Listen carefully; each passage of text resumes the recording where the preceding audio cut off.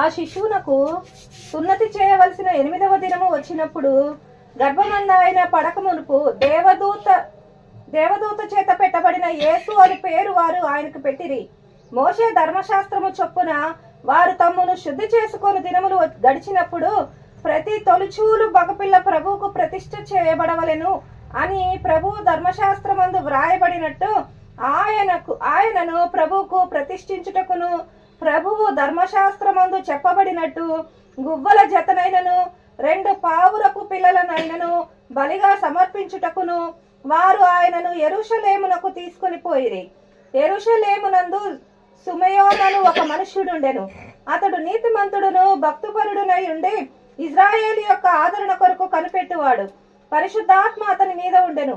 అతడు ప్రభు యొక్క క్రీస్తును చూడక మునుపు మరణము పొందడని అతనికి పరిశుద్ధాత్మ చేత బయలుపరచబడి ఉండెను. ఆత్మవశుడై అతడు దేవాలయంలోనికి వచ్చెను. అంతటా ధర్మశాస్త్ర పద్ధతి చొప్పున ఆయన విషయమై జరిగించుటకు తల్లిదండ్రులు శిశువైన యేసును దేవాలయంలోనికి తీసుకుని వచ్చినప్పుడు అతడు తన చేతులలో ఆయనను ఎత్తుకొని దేవుని స్తుతించుచు ఇట్లనెను, నాథా, ఇప్పుడు నీ మాట చొప్పున సమాధానముతో నీ దాసుని పోనిచ్చుచున్నావు.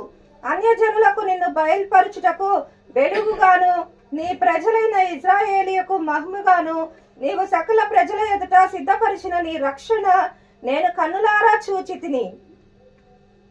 యోసేపును ఆయన తల్లియు ఆయనను గూర్చి చెప్పబడిన మాటలను విని ఆశ్చర్యపడిరి. సుమయోను వారిని దీవించి, ఇదిగో అనేక హృదయాలోచనలు బయలుపడినట్లు ఇజ్రాయేలులో అనేకులు పడుటకును తిరిగి లేచుటకును వివాదాస్పదమైన గుర్తుగా ఈయన నియమింపబడి ఉన్నాడు. మరియు నీ హృదయములోనికి ఒక ఖడ్గము దూసుకొని పోవునని ఆయన తల్లి అయిన మరియతో చెప్పెను. మరియా ఆషేరు గోత్రికురాలును పనూయేలు కుమార్తెయునైనున్న అన్న అను ఒక ప్రవక్త్రి ఉండెను. ఆమె కన్యాత్వము మొదలు 7 ఏండ్లు పెనిమిటితో సంసారము చేసి బహుకాలము గడిచినదై 84 సంవత్సరములు విధవరాలై ఉండి దేవాలయము విడువక ఉపవాస ప్రార్థనలతో రేయింబగళ్ళు సేవ చేయుచుండెను. ఆమె కూడా ఆ గడియలోనే లోపలికి వచ్చి దేవుని కొనియాడి యెరూషలేములో విమోచన కొరకు కనిపెట్టుచున్న వారందరితో ఆయనను గూర్చి మాట్లాడుచుండెను. అంతట వారు ప్రభువు ధర్మశాస్త్రము చొప్పున సమస్తము తీర్చిన పిమ్మట గలిలయలోని నజరేతును తమ ఊరికి తిరిగి వెళ్ళిరి. బాలుడు జ్ఞానముతో నిండుకొనుచు ఎదిగి బలము పొందుచుండెను. దేవుని దయ ఆయన మీద ఉండెను. పస్కా పండగప్పుడు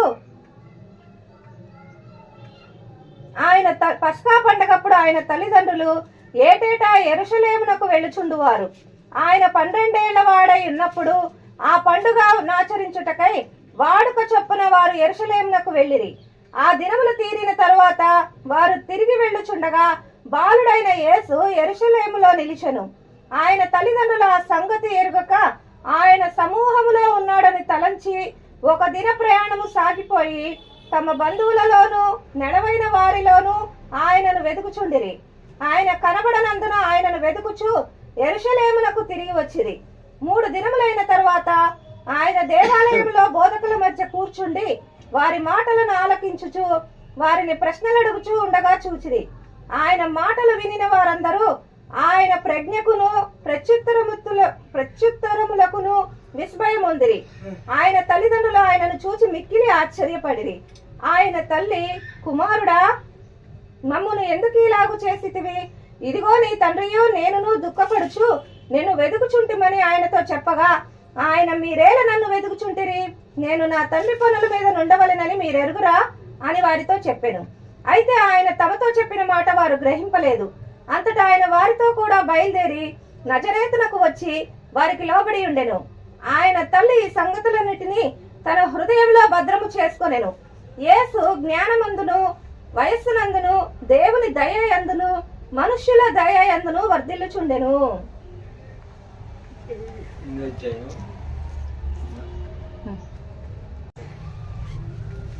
అక్కడ పరిశుద్ధ గ్రంథంలో లోకాసు వార్త 2వ అధ్యాయం చూస్తే యేసు ప్రభువారు దేవాలయానికి తీసుకురాబడి ఆయనకి పేరు పెట్టడం జరిగింది. ఇశ్రాయేలీయుల యొక్క కట్టడ, ఇశ్రాయేలు యొక్క విధి ఏంటంటే, బిడ్డ పుట్టిన తర్వాత 8వ రోజున సున్నతి చేయటం అనేది వాళ్ళకి దేవుడు పెట్టినటువంటి ఒక కట్టడ. ఆ బిడ్డని దేవాలయంలోకి తీసుకెళ్లి సున్నతి చేయాలి.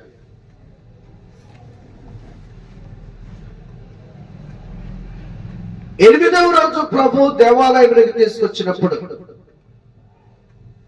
అక్కడ ఉన్నటువంటి యాజకుడైనటువంటి సిమియోను గారు ప్రభుని చూచి గొప్ప మాటలు మాట్లాడుతున్నారు.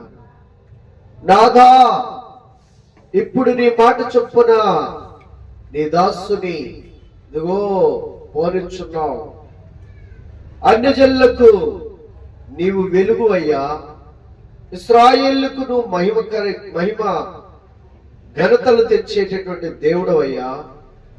సకల జనుల ఎదుట నువ్వు ఇచ్చిన రక్షణ నేను కన్నులారా చూచితిని అని అంటాడు. ప్రియులారా, సహజంగా చిన్న బిడ్డను చూసినప్పుడు ఏదో ముద్దు పెట్టుకుంటామో, లేకుంటే ప్రార్థన చేసి వదులు పంపించాలి. కానీ సిమియోను యేసు ప్రభు బాలుడిగా ఉన్నప్పుడు దేవాలయానికి తీసుకొచ్చినప్పుడు ఆయన్ని చూడగానే దేవదేవుడు ఈ యొక్క సిమియోను అనేటటువంటి యాజకుడికి సమస్తము బయలుపరిచారు. ఏంటంటది? అన్యజనులకు వెలుగుగాను, ఇశ్రాయేలుకు మహిమగాను, సకల ప్రజలకు రక్షణ తెచ్చేటటువంటి రక్షకుడు అని సిమియోను గ్రహించాడు. ఈ రోజున ఎంతో మంది ప్రజలు యేసు ప్రభుని గ్రహించలేకపోతున్నారు, గుర్తించలేకపోతున్నారు. యేసు ప్రభు దేవుడని, రక్షకుడని ఒప్పుకోలేకపోతున్నారు. కొంతమంది తట్టుకోలేకపోతున్నారు. కానీ ప్రపంచమంతా జరుపుకునేటటువంటి పండుగ అంటే ముస్లింలైనా, జైన్లైనా, సిక్కులైనా, బౌద్ధులైనా, హిందువులైనా, క్రైస్తవులైనా అందరూ జరుపుకునేటువంటి పండుగ ఏంటిది? నూతన సంవత్సరం. నూతన సంవత్సరం ప్రపంచంలో ఉన్న దేశాలన్నీ జరుపుకుంటాయి. ఎందుకని? కొత్త సంవత్సరం వచ్చినది, ఒక నూతనమైనటువంటి సంవత్సరం. క్యాలెండర్.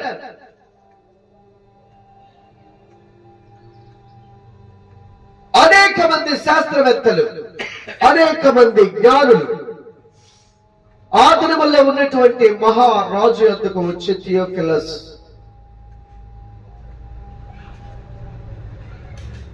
క్యాలెండర్ ని తయారు చేశారు.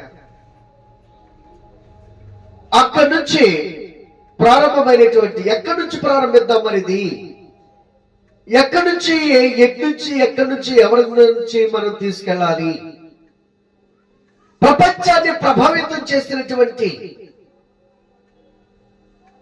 వ్యక్తులు ఎవరైనా ఉన్నారా అని అంటే, మరి ప్రపంచాన్ని జయించిన అలెగ్జాండర్ పేరు పెడదామా? కుదరదు. మరి ఎవరి పేరు పెట్టాలి?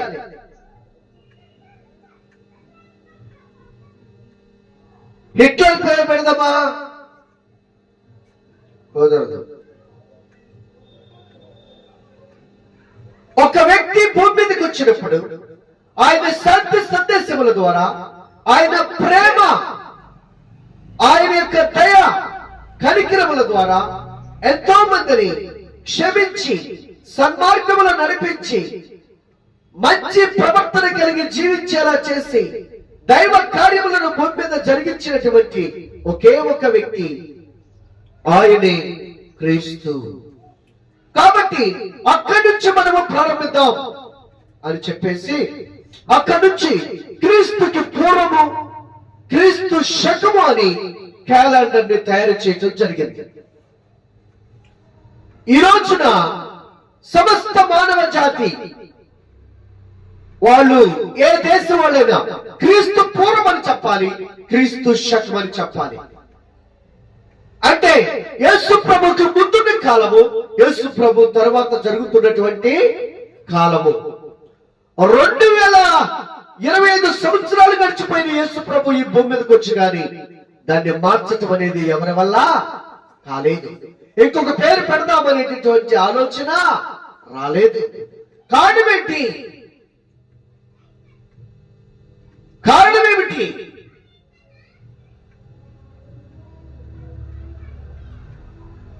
ఈ సృష్టిలో సమస్తమును సృష్టించిన దేవుడు ఆయనే. సమస్త సృష్టిని సృష్టించిన దేవుడు ఆయన. ఆ సృష్టిలో భాగమే రోజులు కూడా. అసలు అంతకుముందు సృష్టిలో పగలు రాత్రి లేదు. పగలు రాత్రి అనేది లేదు, అంతా చీకటి. భూమి ఆకాశమును సృజించినప్పుడు దేవుడు మొత్తము చీకటిగా ఉందట. భూమి మీద దేవుడు సమస్తమును చూస్తే దేవుని ఆత్మ కటిక చీకటి నిండి ఉన్నదట. ఆ కటిక చీకటి మీద జలములు అల్లాడుచున్నవట. ఆ జలముల మీద దేవుని ఆత్మ ఉన్నదట. ఆ దేవదేవుడు ఏం చేశారంటే, చదవండి ఆదికాండము,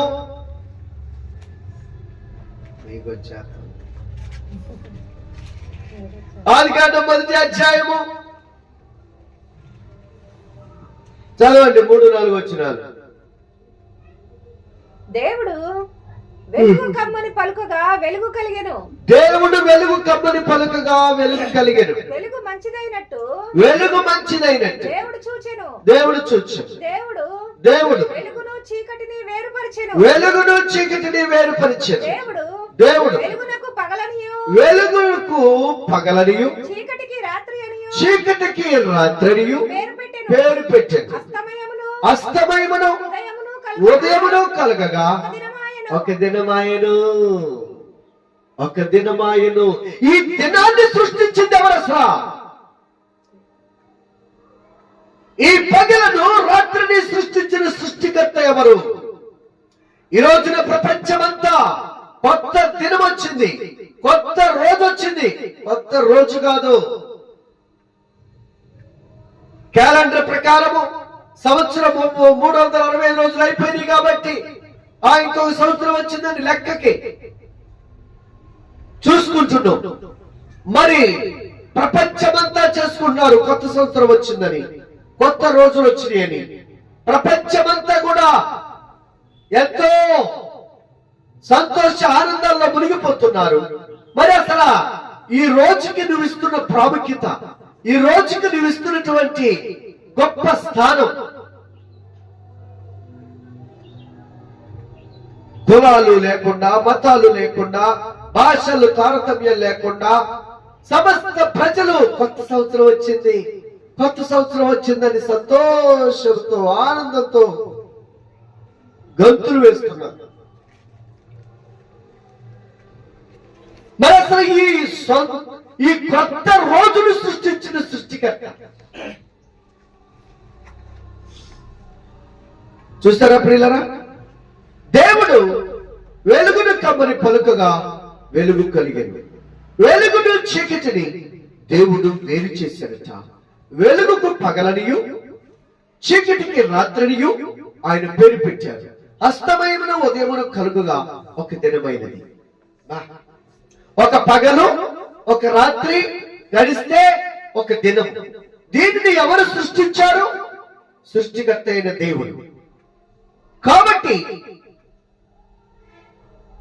ఈ కాలాన్ని సృష్టించిన వాడు సృష్టికర్త అయిన దేవుడు క్రీస్తు ప్రభు. కాబట్టి ఆ క్రీస్తుకి మన భూమి మీదకి ఆయన వచ్చారు కాబట్టి మానవుడిగా అక్కడి నుంచి క్రీస్తుకు పూర్వమున్న దినాలు ఆయనవే, క్రీస్తుకి ముందున్న దినాలు ఆయనవే, క్రీస్తు తర్వాత ఉన్న దినాలు ఆయన సృష్టించింది.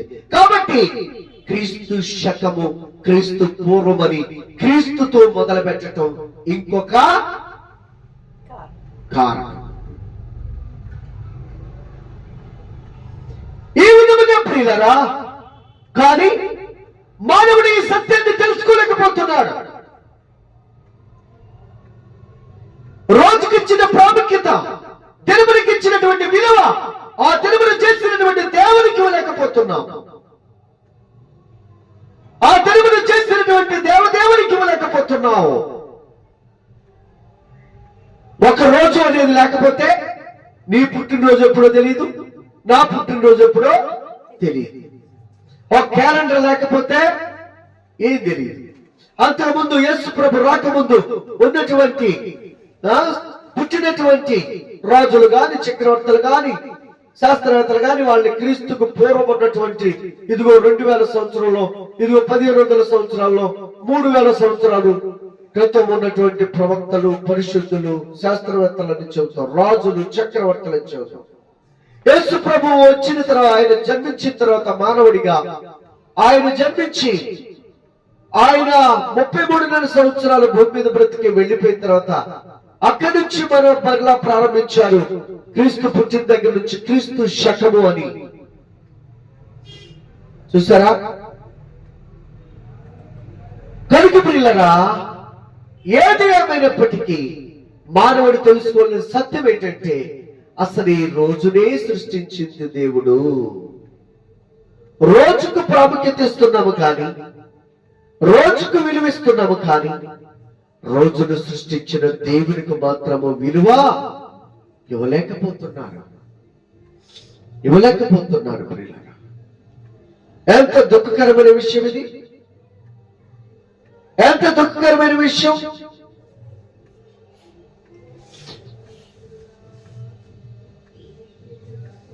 విమానాన్ని రైట్ సోదరులు కనుగొన్నారు. ఇప్పుడు విమానానికి దండయ్యాలా, రైట్ సోదరులకు దండయ్యాలా? గారు ఏం చేయాలి? అలా కాదు, ఇప్పుడున్న లోకం ఏం చేస్తుంది? విమానానికి వేస్తుంది. ఇప్పుడు అదే జరిగింది. అందుకని కనపడేది ఎవరు?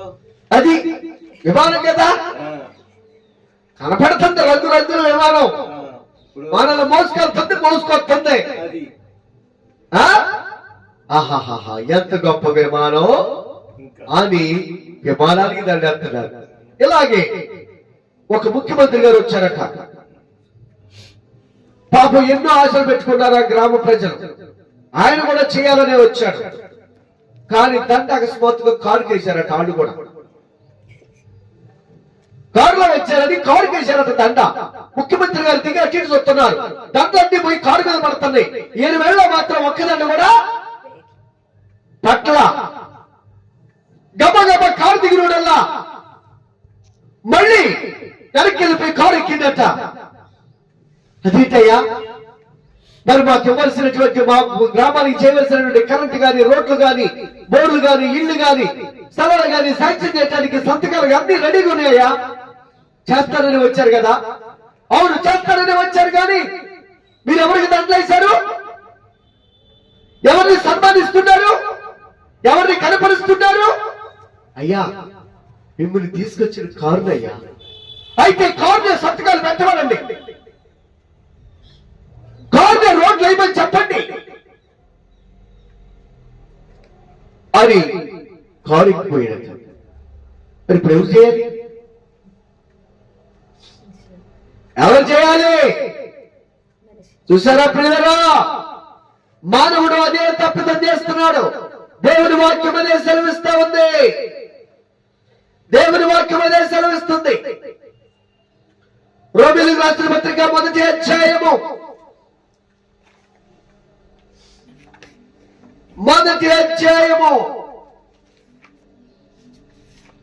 22, 23 వచనాలు చదవండి ఒకసారి.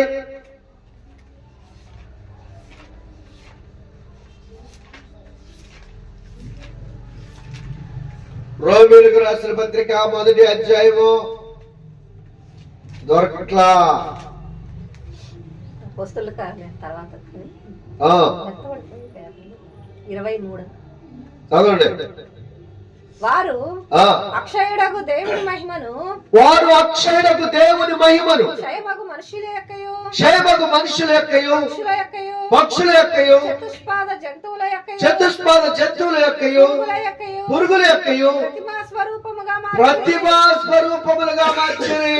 ఈ హేతువు చేత వారు తమ హృదయముల దురాలోచనలు అనుసరించి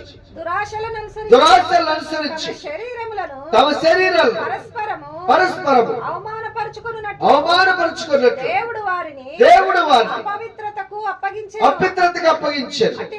అట్టివారు దేవుని సత్యమును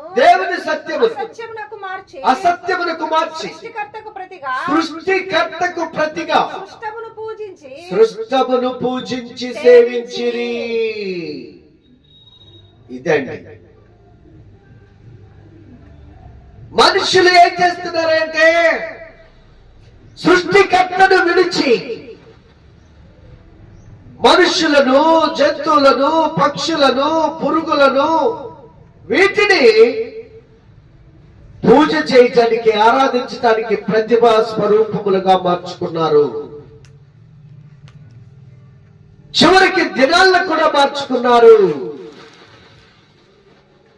చూసారా? ప్రపంచమంతా ఒకే భావాన్ని, ఒకే కట్టడలను, నిబంధనలను ప్రకటించే గ్రంథం ఒకే ఒక్క బైబిల్.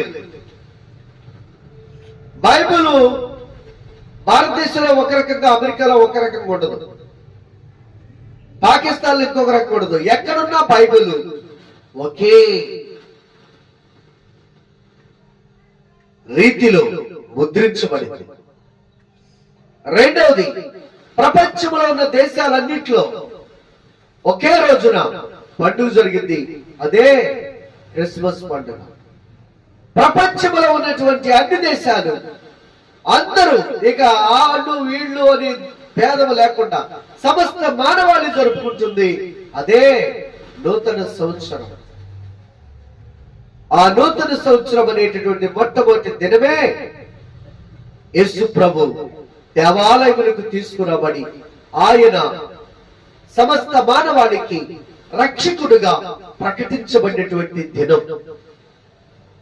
రక్షకుడుగా ఆయన ఈ లోకానికి పరిచయమైనటువంటి శుభదినం. కనుక ఆ దేవాతి దేవుడు ఆ దినములలో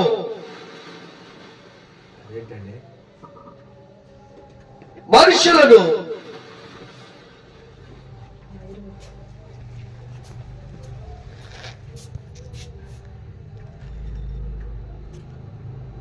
దేవుడు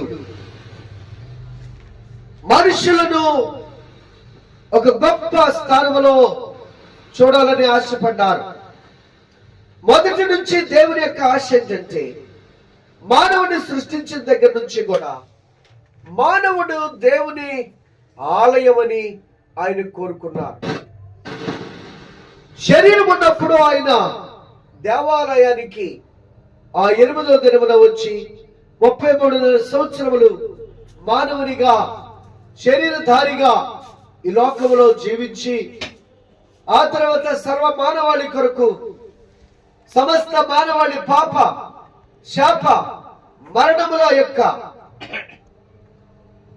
ప్రతీక వారికి ఈ మూడింటి నుండి సమస్త మానవాళిని విడిపించి రక్షించుటకు పాప శాప మరణములను ఆయన మీద వేసుకొని ఆయనే సమస్త మానవాళి యొక్క పాప విమోచకుడుగా పాప ఆనికి పరిహారము చెల్లించేటటువంటి పరిహారకుడుగా కలువరి శిలువలో ఆయన సమస్త మానవాళి యొక్క పాపానికి పరిహారము చెల్లించాడు.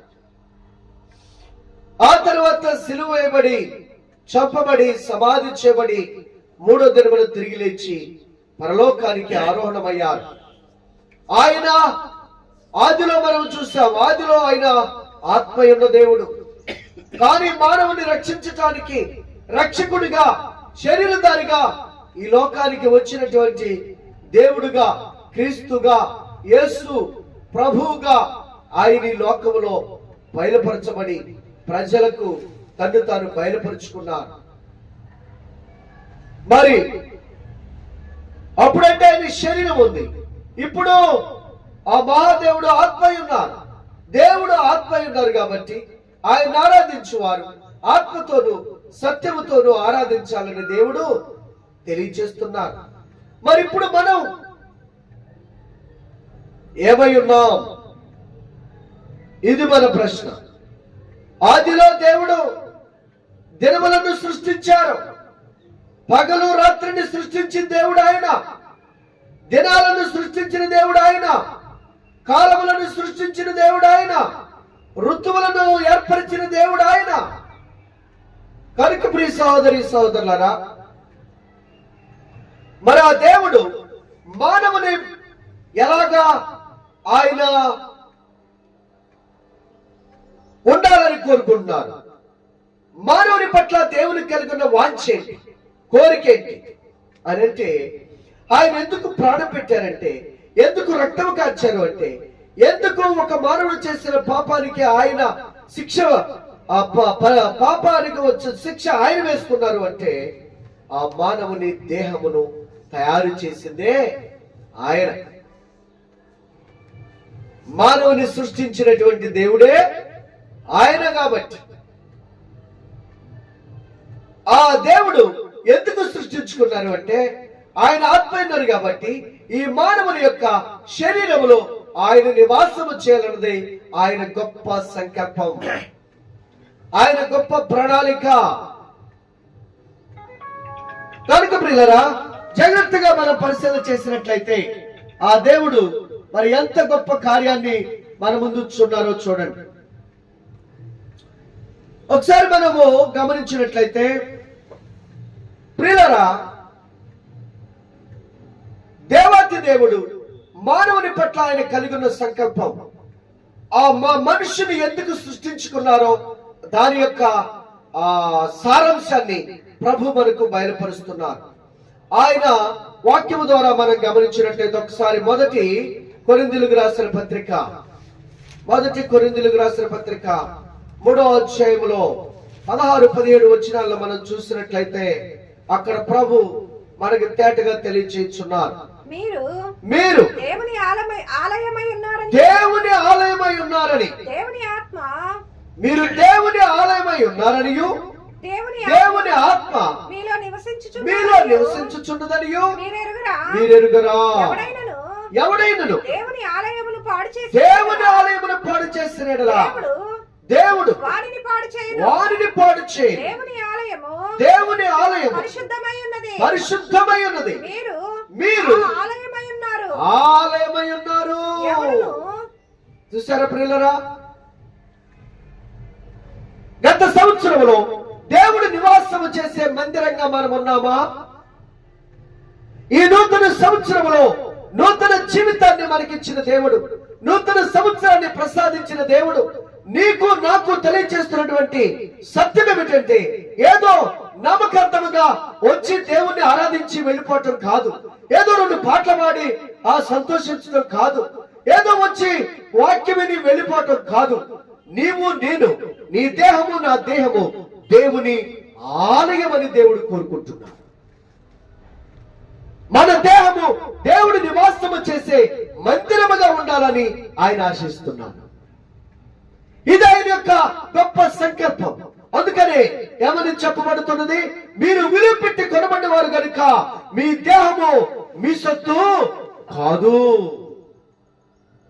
మీ దేహములు మీ సొత్తు కాదు, అది విలువ పెట్టి కొనబడినది కనుక దేవుని ఆత్మకు, పరిశుద్ధాత్మకు నిలవమై ఉన్నదని మీరెరుగరా.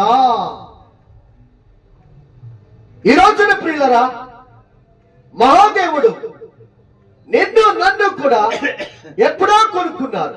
కానీ సాతాను మనుగత్రాలకు గుడ్డితనం కలగజేసి మనమిక్క ఆ పాపపు బానిసత్వంలోనే, ఆ సాతాను యొక్క బంధకాల్లోనే మనము నశించి నరకానికి వెళ్ళాలని వాడు చేయించినటువంటి కుట్రలు కుతంత్రములు ఇవన్నీ. కానీ దేవుడు నిన్నెప్పుడో విడిపించాడు. నిన్నెప్పుడో నీకు రావాల్సిన శిక్ష ఆయన భరించాడు. నువ్వు పొందవలసినటువంటి ఆ పాపం వల్ల వచ్చే జీతమైన మరణం ఆయన పొందారు. కనుక ఇప్పుడు నీలో నివాసం చేయాలన్నది దేవుని యొక్క ఉద్దేశం. దేవుడు వెలుగై ఉన్నాడు. దేవుడు వెలుగై ఉన్నాడు. దానికి సూచన మనము చాలా విషయాలను మనం గమనించాం. అందులో దేవుడు ఇశ్రాయేలు ప్రజలు నడిపించేటప్పుడు ఆయన పగలు మేఘస్తంభములోను రాత్రి అగ్నిస్తంభముగాను ఉండి నడిపించినట్లుగా మనం చూస్తున్నాం. అంటే వెలుగునిస్తున్నాడు. ఆ తర్వాత యేసు ప్రభు వచ్చినప్పుడు ఆయన జబూలూను నప్తాలి యొర్దాను నదీ తీర ప్రాంతంలో ఉందని అన్ని జనులు ఆ చీకట్లో కూర్చున్న వారికి వెలుగు ఉదయించను, మరణ చేలో ఉన్న వారికి జీవపు వెలుగు కలిగెను. చూడండి, దేవుడు వెలుగు వెలుగు వెలుగు. యేసు ప్రభు పుట్టినప్పుడు ఆకాశంలో ఆయనకి తోడుగా ఒక నక్షత్రము జన్మించటం మనం చూస్తున్నాం. దాన్ని బట్టే తూర్పు దేశంలో జ్ఞానులు యెరూషలేముకు వచ్చి ప్రభువును ఆరాధించారు, ఘనపరిచారు. కనుక ప్రియులారా, ఈరోజు దేవుని వెలుగు నిన్ను నీ శరీరంలోనికి ఆయన వస్తే నీవు వెలిగించబడతావు. నీవు అనేకులకు వెలుగునిచ్చే దీప స్తంభముగా ఉంటావు. ప్రభు అంటున్నారు, నేను లోకమునకు వెలుగై ఉన్నాను కాబట్టి నన్ను వెంబడించువాడు చీకటిలో నడవక జీవపు వెలుగు కలిగి ఉండును. ఈ రోజున ప్రియులారా, మనం బ్రతుకుతున్నాము గాని ఎవరికి వెలుగును చూపించగలుగుతున్నాం? ఎవరికి పరిశుద్ధ జీవితాన్ని పంచగలుగుతున్నా? ఎవరికి నీతి సూర్యుడిని పంచగలుగుతున్నా? ఒక లైట్ ను పెట్టామనుకోండి, ఆ లైట్ మనకేమిస్తుంది? వెలుగునిస్తుంది, చీకటిని ప్రారంభోలింది. అదే రకంగా ప్రియులారా, యేసు ప్రభు నీ జీవితంలోనికి వస్తే, నీ దేహంలోనికి వస్తే నీ జీవితంలో ఉన్న చీకటి పారిపోయింది. నీ దేహంలో ఉన్నటువంటి రుగ్మతలు తొలగిపోతాయి. నీకు వెలుగునివ్వటానికి వచ్చిన దేవుడు, నీకు ఆరోగ్యాన్ని ఇవ్వటానికి వచ్చిన దేవుడు, నీకు శాంతి సమాధానాన్ని ఇవ్వటానికి వచ్చిన దేవుడు. అన్నిటికంటే ముఖ్యముగా నీలో ఆయన నివాసము చేసి ఆయన మహిమ ఘనత ప్రభావములను ఈ లోకానికి ప్రకటించాలని ఆశ కలిగి ఉన్న దేవుడు. ఎంతో మంది భక్తులు ఆ విధంగా ప్రభువుని కలిగి, ప్రభువుని వారి యొక్క దేహములో నింపబడి, వారు దేవునికి ఆలయములుగా మారి, దేవుణ్ణి మోసి, దేవుణ్ణి వారు నింపుకొని లోకాన్ని వెలిగించారు, పాపులను రక్షించారు, వ్యాధిగ్రస్తులకు స్వస్థతనిచ్చారు, దెయ్యముల పట్టిన వారిని విడిపించగలిగారు. ఇది ఎక్కడి నుంచి వెళుతున్న వెలుగు? క్రీస్తులో ఉన్న శక్తి, క్రీస్తులో ఉన్న ప్రభావము, క్రీస్తులో ఉన్నటువంటి బలము, క్రీస్తులో ఉన్నటువంటి జీవము, క్రీస్తులో ఉన్నటువంటి స్వస్థత, స్వస్థపరిచే శక్తి.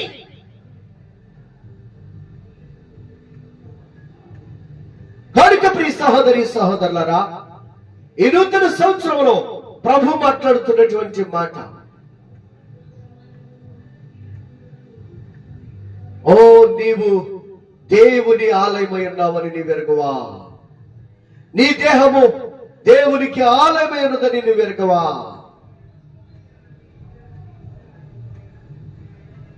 చూసారా?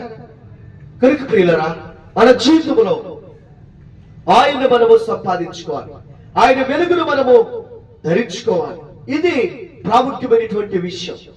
దేవుడి నివాసం చేసే మందిరముగా మనము మార్చబడాలి.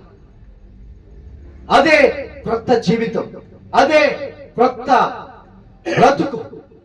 క్రీస్తులో ఉన్నవారు నూతన సృష్టి. ఇదిగో పాతవి గ్రహించను, క్రొత్త వాయను.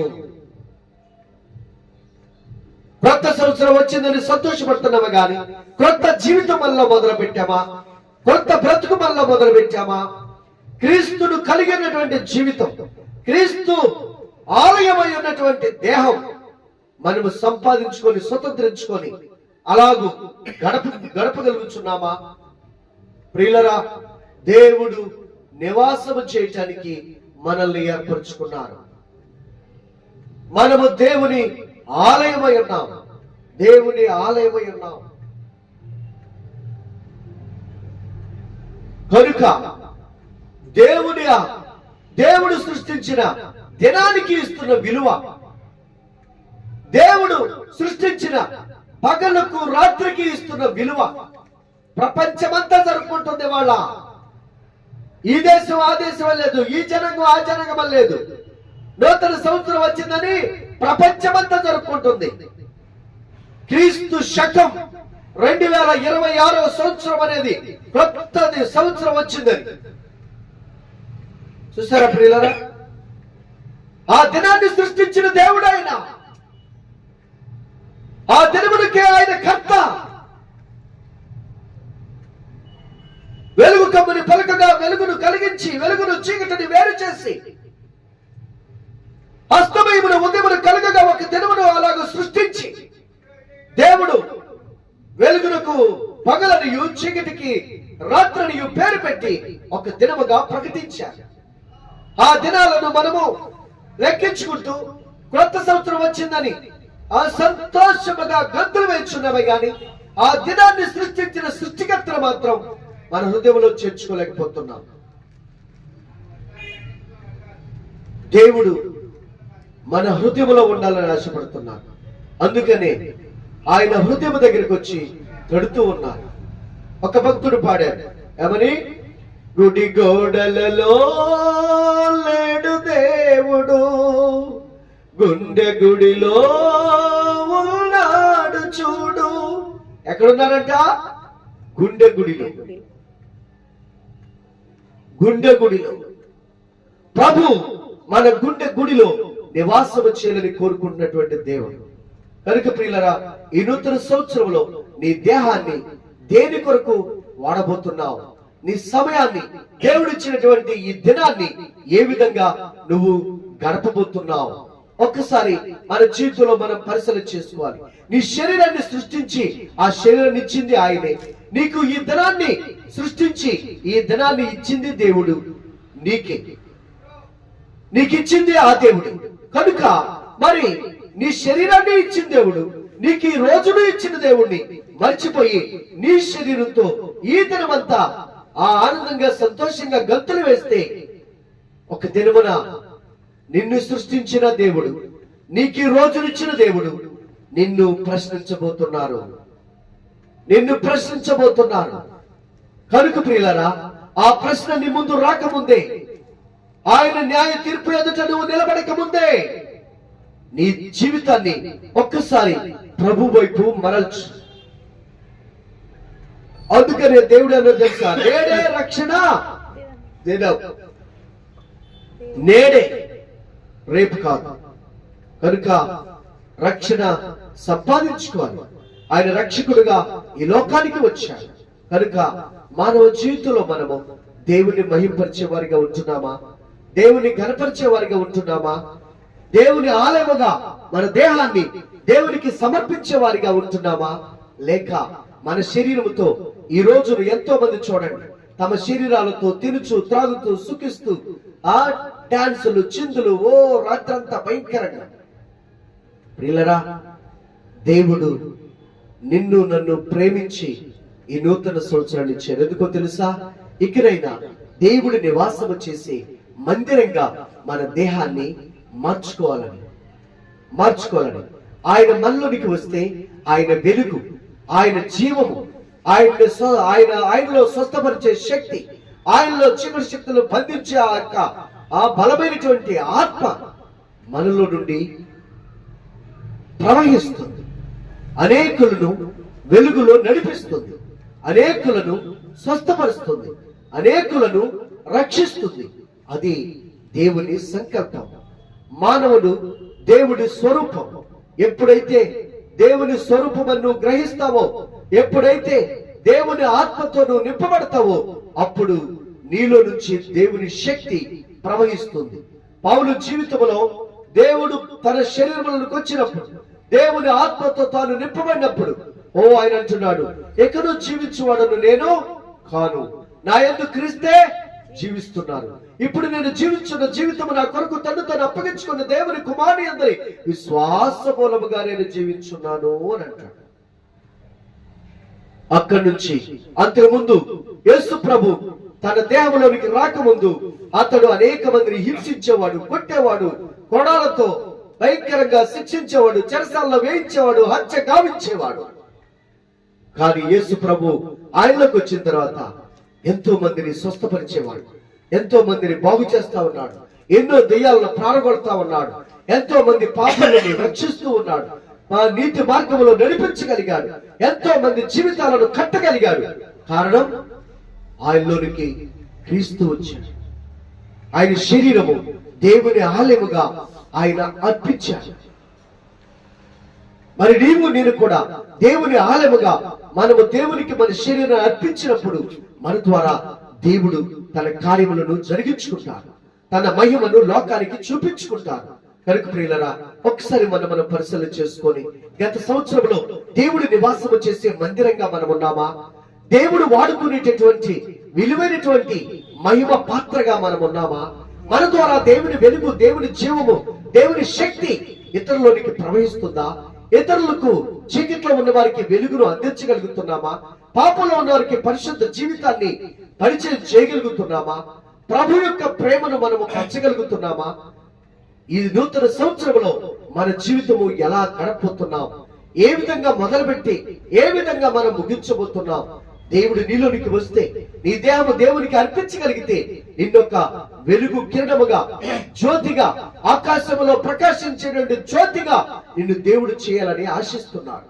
నిన్ను వెలిగించి నీ ద్వారా అనేక మందిని వెలిగించాలన్నదే దేవుని ప్రణాళిక, దేవుని ఉద్దేశం. కనుక ఒకసారి మనం పరిశీలన చేసుకొని దేవుని సన్నిధిలో ప్రార్థన చేసుకుందాం. కొద్ది నిమిషాలు ప్రియులరా, కొద్ది నిమిషాలు ప్రార్థన చేసుకుందాం. పరిశుద్ధుడైన తండ్రి, ప్రేమ నమ్మకమైన మా దేవా, మీ పాదాలకే స్తుతులు చేయండి తల్లి. ఒక్కసారి ప్రార్థన చేసుకుందాం. ఎందుకంటే కొద్ది నిమిషాలు గత సంవత్సరము దేవుడు నివాసము చేసే మందిరంగా మనం ఉన్నామా? దేవుడు నివసించేటువంటి ఆలయముగా మనం ఉన్నామా? మనలో క్రొత్తదనం ఏంటి? కొత్త బట్టలు కాదు క్రొత్తదనం అనేది. మనలో గత సంవత్సరం లేని వెలుగు ఈ సంవత్సరము మనలో నుంచి వెలుగు ఇతరులకి ఆ వెలుగు ప్రకాశింపచేయాలి, ఆ వెలుగును అందించాలి. గత సంవత్సరం మనలో లేనటువంటి ఆయన ప్రేమ ఈ సంవత్సరము ఆయన ప్రేమ ఇతరులకు అందించగలగాలి. ఆ గత సంవత్సరం మనలో లేనటువంటి ఆయన యొక్క శక్తి, స్వస్థపరిచేటటువంటి ఆ స్వస్థ శక్తి మనలో నుంచి ఇతరులకి ప్రవహించాలి. కనుక మనము ఆయన నివాసము చేసే మందిరములుగా మార్చుకోమని, ఆ దేవదేవుడు వచ్చి మన హృదయంలో నివాసము చేయమని ప్రభుని మనం అడుగుదాం. అడుగుడి మీకు బడును, వెతుకుడి మీకు దొరికినని సెలవిచ్చిన దేవుడు. ఈ నూతన సంవత్సరం మొదటి దినమున దేవుని మనం అడుగుదాం. ఆయన మనల్ని, మన శరీర ఆత్మ జీవ శరీరములను లోపరిచి ఆయన స్వాధీనము చేసుకొని, ఆయన మనల్ని పరిశుద్ధపరిచి ఆయన ఆలయముగా మార్చుకొని ఆయనే మనలో నివాసము చేయగలిగిన గొప్ప దేవుడు. కనుక ప్రార్థన చేసుకుందాం. మహాపరిశుద్ధుడైన తండ్రి, ప్రేమ నమ్మకమైన మా దేవ, మీ పాదాలకే స్తుతులైనా స్తోత్రములైనా. యేసు ప్రభువా, మీ ప్రేమను బట్టి వందనాలు, మీ దయను బట్టి వందనాలు. నాయనా, గత సంవత్సరంలో ఎవరికి మీ వెలుగును పంచగలిగాం, ఎవరికి మీరిచ్చే స్వస్థత శక్తిని అందించగలిగాం, ఎవరిని నాయన చీకట్ల నుండి వెలుగులోనికి నడిపించగలిగాం. ఓ తండ్రి, అయ్యో నాయన, ఒక బల్బులోనికి కరెంటు వస్తే అది వెలుగుతుంది, అది వెలుగు అనేక మందికి వెలుగును అందిస్తుంది. ఒక మానవుని దేహంలోనికి దేవుని ఆత్మ వస్తే ఆ మానవుని దేహము వెలిగించబడుతుంది, ఆ మానవుని దేహము లో నుండి దేవుని శక్తి ప్రవహిస్తుంది. కనుక ప్రభువా, అలాగూ మేము ఉండాలి నాయన, అలాగూ మా జీవితాలను మార్చండి ప్రభువా. తండ్రి, మీ కృపలో జ్ఞాపం చేసుకొని క్రీస్తు మాలో నుంచి ప్రవహించాలి. ఇదిగోనైనా పౌలైతే నాయన జీవించు వారికి జీవార్థమైన సువాసన గాను, మరణించు వారికి మరణార్థమైన సువాసన గాను క్రీస్తు యొక్క సువాసన అయి ఉన్నాడట. ఓ తండ్రి, క్రీస్తు శక్తి ఆయనలో నుంచి ప్రవహిస్తున్నదట. కనుక ప్రభువా, మరి మా జీవితాలేంటి, మా బ్రతుకులేంటి? ఎన్నో సంవత్సరాలు గడిచిపోయింది, ఎంతో జీవితం వృధా అయిపోయింది, ఎన్నో దినాలు మా జీవితంలో నాయనా తరిగిపోయినాయి. అయ్యా, కృప చూపించండి. ఈ కొద్ది జీవితం, ఈ కొద్ది దినములు నా తండ్రి నీ కృపలో మమ్మల్ని జ్ఞాపకం చేసుకొని, అయ్యా మీరు మాలో ఉండి మమ్మల్ని వాడుకొని మీ నామానికి మహిమ తెచ్చుకోమని, మా దేవలను మీ ఆలయముగా మార్చుకోమని, మీరు నివాసము చేసే మందిరములుగా మార్చి మీ నామానికి మహిమకరంగా, అనేకులకు ఆశ్రదకరంగా మీరే నా తండ్రి నాయన మార్చి వాడుకొని ఘనత మహిమ ప్రభావములు పొందమని యేసు క్రీస్తు వారి యొక్క సర్వశక్తి కలిగిన నామమున దీనముగా ప్రార్థించి వేడుకొనుచున్నాను తండ్రి, ఆమేన్. మన తండ్రి అయినటువంటి దేవుని యొక్క దీవెన, కుమారుడైన యేసు క్రీస్తు వారి కృప, పరిశుద్ధాత్మ తండ్రి యొక్క అన్యోన్య సహవాసం మనకును ఆశించిన ప్రతి బిడ్డకును తోడుగా విడిపించబడి రక్షించబడినట్లుగా దేవుని ఆలయముగా మన దేహములో మార్చి ఆయనే నివాసము చేసి ఈ నూతన సంవత్సరంలో నూతనమైనటువంటి క్రీస్తు వెలుగు, క్రీస్తు శక్తి, క్రీస్తు ప్రభావము ఇతరులోనికి ప్రవహించి అనేక మంది నీతి సూర్యుని యొక్క ఆ వెలుగులో జీవించేటటువంటి ఆ కృపను మన ద్వారా ప్రసాదించి మహిమ ఘనత ప్రభావములు ఆయనే పొందునుగాక. ఆమేన్. ఆమేన్. వందనాలండి.